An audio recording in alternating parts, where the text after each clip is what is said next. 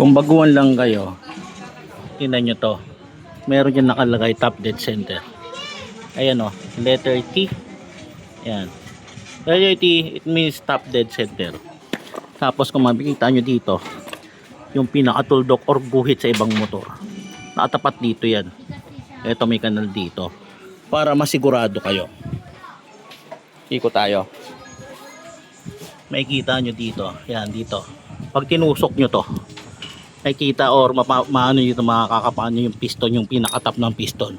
Ilawan natin, tingnan natin kung makikita. Hindi masyadong kita. Pero, ganyan.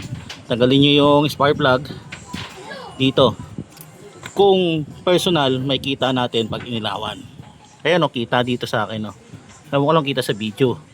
Pero kung sa video, ano no kung kita. Ayun o, kita pala. Top dead center, ibig sabihin nakatap yung piston dito. Tapos check ninyo yung TDC dito, top dead center.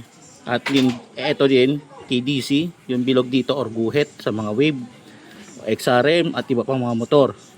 Pero sa mga Suzuki, madalas tuldok. Ayan, tatapat yan dyan. Bago kayo mag-retapets o retope, ibig sabihin mas maganda mas maganda talaga kapag alam mo talaga yung mga processing nito at alam mo kung ano yung dapat nyong gawin bago kayo at alam niyo dapat kung ano talagang dapat gawin bago kayo magkikilos dito. Kung kayo baguhan, dapat sundan nyo tong video na to. Malay nyo makatulong din sa inyo to.